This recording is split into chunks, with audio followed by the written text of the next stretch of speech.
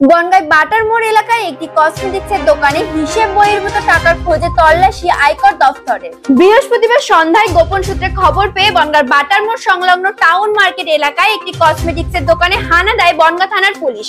Police সূত্রে খবর, তাদের কাছে খবর ছিল যে বনগাঁ সহ উত্তর 24 পরগনার লোকসভা কেন্দ্রগুলিতে ভোটের আগে হিসাব বহির্ভূত টাকা রাখা হয়েছে ওই দোকানে। খবর পেয়ে ঘটনাস্থলে আসেন বনগাঁর বিডিও কৃষ্ণেন্দু ঘোষ এবং নির্বাচন কমিশনের আধিকারিকেরা।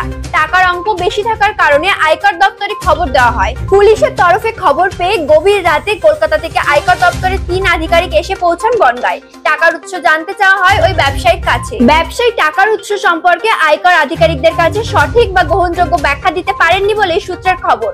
সারা রাত ব্যবসায়িক দোকানে জিজ্ঞাসাবাদ এবং তল্লাশি চালান আয়কর আধিকারিকেরা। শুক্রবার দুপুরেও ঘটনাস্থল ঘিরে রেখেছে বনগাঁ থানার পুলিশ। চলছে তল্লাশি ও জিজ্ঞাসাবাদ। লোকসভা ভোটের সময় হিসাব বহির্ভূত টাকার সন্ধান মেলায় চাঞ্চল্য ছড়িয়েছে সীমান্ত শহরে, তবে টাকার পরিমাণ এখনো পর্যন্ত সঠিক কিছু জানা যায়নি। অর্পিতা বণিক, দেশের সময়।